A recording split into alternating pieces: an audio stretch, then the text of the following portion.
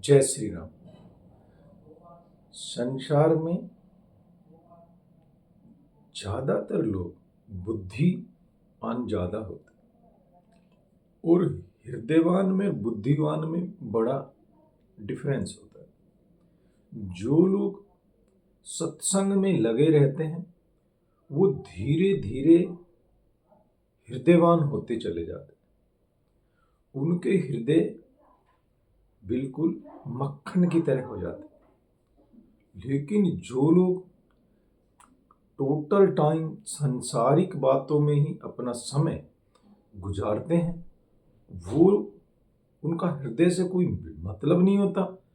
हृदय उनके पाषाण के समान होते हैं और वो केवल अपना मतलब की बात में ही अपना ध्यान रखते हैं कि भाई हमें तो केवल धन आ जाए, हमारा कोई बेनिफिट हो जाए, इन बातों की तरफ उनका ज्यादा ध्यान रहता है। इसलिए हृदय उनके कठोर हो जाते हैं।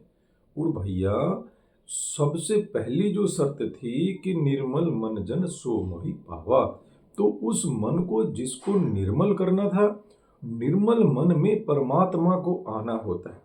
और हम गलती कर रहे हैं कि भैया हम तो कुछ भी करें लेकिन हमें तो बस इन बातों से कुछ लेना देना नहीं, हमारा तो ये होना चाहिए कि भाई एक कोठी की जगह 4 कोठी और कैसे बना। जब आप इन चक्करों में लगे रहते हैं तो धीरे धीरे कठोरता बहुत ज्यादा हो जाती है। और आप देखते हैं कि आपके व्यवहार से लगभग कोई भी आदमी प्रसन्न नहीं रहता, क्योंकि हर आदमी को ये लगा रहता है कि ये सिर्फ अपने मतलब की बात करे। तो ये चीजें हमें मतलबी बनाती हैं और मतलबी आदमी का मतलब निकलने के बाद जैसे वो किसी से बात नहीं करता, ऐसे ही धीरे धीरे संसार वाले भी पहचान जाते हैं कि भैया इनको हमारे से कोई मतलब नहीं है, ये तो केवल और केवल अपने मतलब के लिए हमसे दोस्ती किए हैं।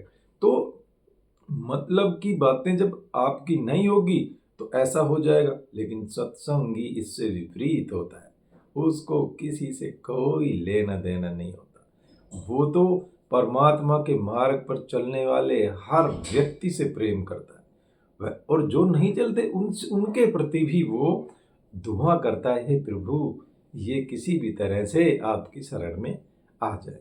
सबके प्रति दुआएं देता है।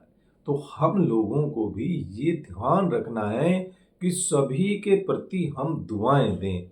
ये ना करें कि किसी को सुधारने के चक्कर में पड़ जाएं और फिर अपने आप को कठोर कर लें। भाइयों ये जब हम सोचते हैं ना कि भाई इनका क्या हाल होगा, ये तो बुरा संसार में खराब हो जाएंगे, तो इस तरह से तो उल्टा ही हम कर रहे हैं। हमें ये करना है कि जब भी हम परमात्मा की अदालत में बैठे हैं, नाम भजन सिमरन करने बैठे, या कोई दिन ऐसा आए कि परमात्मा के सामने अश्रुपात हो रहे हैं, बैठे हैं, तब ऐसे लोगों को आप दुआएं दे सकते हैं जो आपको प्रिय लगते हैं। लेकिन आपको लगता है कि भाई अभी ये परमात्मा की तरफ नहीं आ रहे, तो उस समय आप ऐसे लोगों को दुआएं दें कि हे प्रभु किसी भी तरह से इनका कल्याण हो। क्योंकि सभी में समझ थोड़ी होती है इस तरह की कि भाई हम संसार में काहे आए। मैं कहता हूं कि 90% लोगों को तो पता ही नहीं कि मनुष्य जन्म किस वजह से मिला। और जो थोड़े बहुत लोगों को पता रहता है वो इसमें भी कुछ परसेंटेज बढ़ जाती है कि भाई कुछ अपना काम बना लेते हैं, फिर वो चुप हो जाते हैं, उनको किसी से कुछ लेना देना नहीं होता। और जिनको पता है, जिनकी जिम्मेवारी है कि उनको बताना चाहिए, वो बेचारे जब बताने लगते हैं और जब कोई कहना नहीं मानता तो ऐसा आदेश नहीं होता कि भाई जबरदस्ती किसी को पकड़ के हमें उसमें करना होता है। इसलिए जो कपड़ा आपके पास आता है आप उसको धो करके दे देते हैं। धोबी का तो यही काम है ना, जो कपड़ा धोबी के पास आए उसी को तो भाई साफ करके देगा, बाकी कैसे कपड़ों को साफ कर देगा। तो हम लोगों को ये सोचना है कि जहां पर इस तरह के धोबी आपको मिले, दिखाई दें, उनके संग में जाकर के थोड़ा सा तो सोचो, अरे काहे ये देखो किस तरह से इनके पास बादशाहत होती है कि जेब में एक फूटी कौड़ी नहीं और फिर भी इतने मस्त रहते हैं। तो कुछ ना कुछ तो है। कुछ ना कुछ तो इनको मिला है कि भैया कुछ लेना न देना, मगन रहना, हो मगन रहना रे भजन करना, कछु लेना न देना, मगन रहना। ये मस्ती कहाँ से आ गई उनमें? है कौन है इस मस्ती के पीछे जो अकारण ही इतनी मस्ती आती जाती है और इनका तेज बढ़ता चला जाता है? क्यों, क्या है ऐसा इनके पास? ये भी तो हमारे जैसे इंसान थे। तो ऐसा यदि कभी दिमाग में आने लगे तो फिर उनके पास जाकर के, उनके सानिध्य में बैठ करके ये सब बातों की तरफ गौर करे और धीरे धीरे अपने काम करते हुए, ये नहीं है कि भाई एकदम से उठाए और सब कुछ छोड़ छाड़ के, जो इस तरह से जाते हैं ना वो कामयाब भी नहीं होते। कि जो एकदम से चलो एक बोले में तो आज भाई कुछ नहीं रखा संसार में, छोड़ और बन गए साधु। नहीं, ये जो मरकट वैराग्य उठा है उनमें, जब कोई थोड़ी सी बात होगी तो फिर वो वापस चले आएंगे। अरे मेरा नाती रोता होगा, वापिस आ जाएंगे। अरे मेरे बच्चों का क्या होगा, अभी बच्चों। तो ये सब बातें गलत है। ऐसे नहीं, बिल्कुल जिम्मेवारियां पूरी हो जाए तब सोच लो, कोई जरूरी थोड़ी है। वैसे तो खैर काल का नहीं पता कि वो कल का समय हमें दे या ना दे। है काल का जो ये नकारा बज रहा है भाइयों, इसमें नहीं पता होता। लेकिन आप शाम को ऐसा सोचें, है और कभी आप जब सब लोग सो रहे होते हैं, जैसे ब्रह्मा जी ने समझाया था कि भाई रात्रि भी बेकार नहीं है बेटा, तुम ऐसा मत करो कि रात्रि को कहने लगे कि मैं अब रात्रि होने नहीं दूंगा, और रात्रि के अंदर सभी लोग अपना टाइम वेस्ट करते हैं। लेकिन रात्रि के अंदर जो परमात्मा के प्यारे हैं, जो रसिक हैं, वो परमात्मा का भजन भी तो करते हैं। तो थोड़ा बहुत आप रात का यूज इसमें भी कर सकते हो कि भाई घंटा 2 घंटा उसमें से जब सब लोग सो जाए, घर में शांति हो, तब कर सकते हो।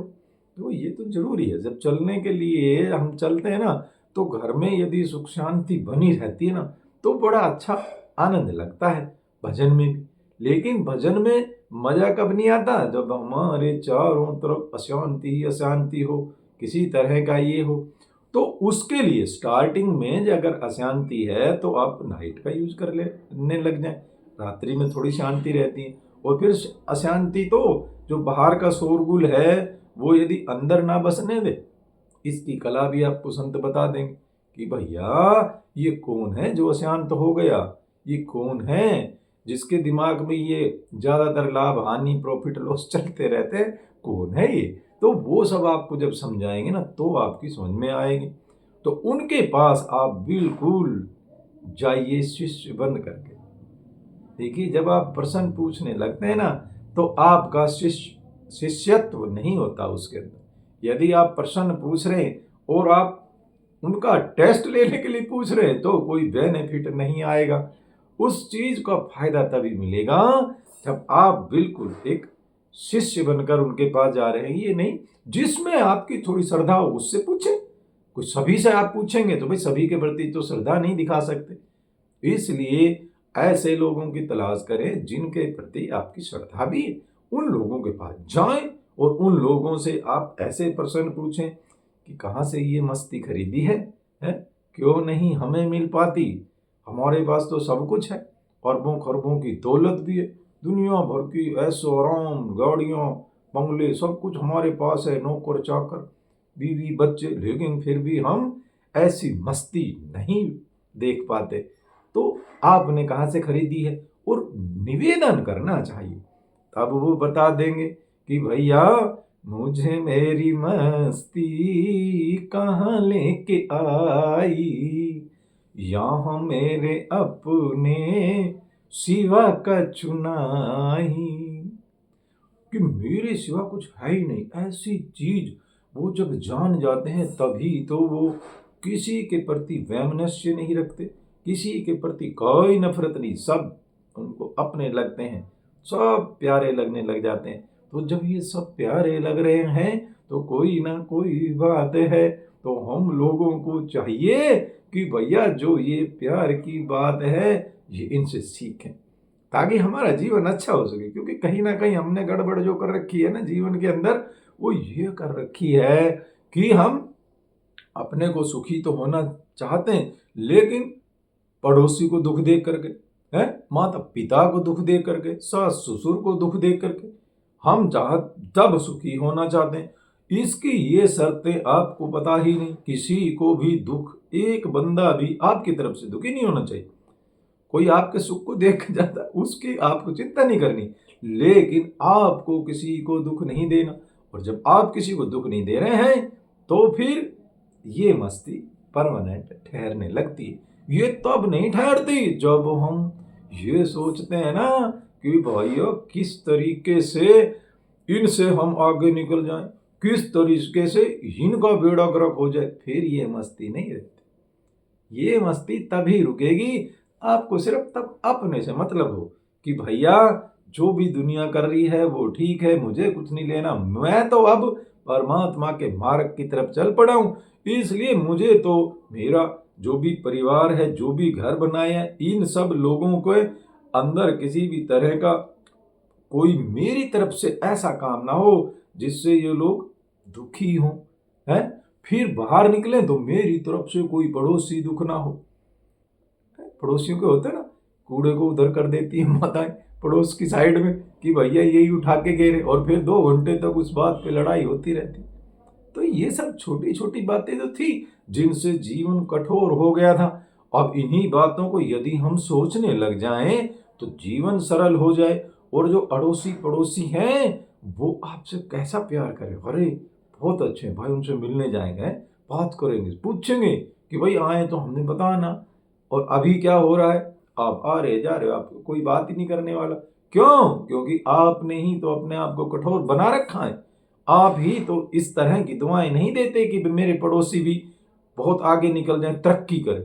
जब आप ऐसा सोचने लगते हैं कि मेरे इर्द गिर्द में रह रहे सभी मेरे जो भी पड़ोसी भाई हैं उनको भी हे मालिक खूब आप शांति बख्शें, खूब अच्छे हो जाएं, तो ऐसी जब हम बात सोचते रहे तो खूब हो जाता है। लेकिन हम तो सोचते ही ये नहीं है भाई, हमारी तो सोच ही ऐसी चलती है कि केवल मैं बढ़िया हो जाऊं, पूरे गांव में या पूरे शहर में कोई मुझसे ऊंचा ना रहे, और अगर कोई हो रहा है तो उसको काटने के लिए फिर वो तरह तरह की चाल चलते हैं। या नहीं चल सकते तो ऐसी बहुत फिल्में आती थी जिन फिल्मों में ये देखते थे कि किस तरह से उनके बिजनेस को बर्बाद किया जाए और अपने बिजनेस को आबाद किया जाए। अपने बिजनेस को ऊपर उठाने के लिए दूसरे को बर्बाद करना जरूरी है। जब जो आदमी ऐसा सोच रहा है तो वो तो कठोर होगा ही होगा। और हमारी बात ये चली है कि कठोरता जितनी भी रहेगी वो आदमी भगवान के नजदीक जा ही नहीं सकता है। बता देना, शिकायत भरा हृदय कभी परमात्मा के नजदीक पहुंच ही नहीं सकता। तो सबसे पहले इन शिकायतों को मारना होगा। काहे शिकायत, हमें किसी से कोई शिकायत नहीं, सब अपने हैं, सभी उस परम पिता परमात्मा की हम सब संतानें हैं। ऐसा जब दिल में आने लगता है तो फिर जीवन और अच्छा हो जाता है। ये तो तब तक ही गड़बड़ है जब तक आप अपने अंदर अपने आप को वैचारिक रूप से बड़े नहीं बनाते।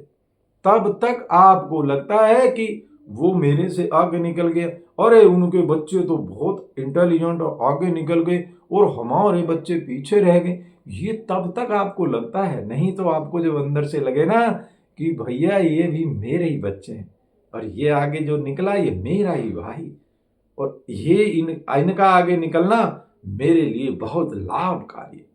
जब हम ये सोचने लग जाते हैं तब धीरे धीरे हमारी कठोरता गायब होने लग जाती है। अब कठोरता को गायब करने के लिए हृदयवान बनना होगा, बुद्धिमानी छोड़नी होगी। यहाँ पर बहुत काम है जो हमें दिल से करने चाहिए। बुद्धि का कार्य बुद्धि की जगह ही होना चाहिए, लेकिन मोस्टली हमें हृदयवान होना चाहिए।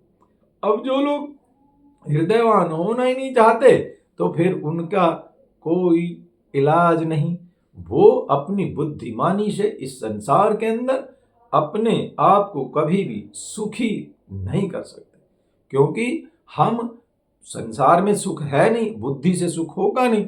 और सुखी होने के लिए बहुत ज्यादा जरूरी है कि हृदयवान बने। जय सिया राम।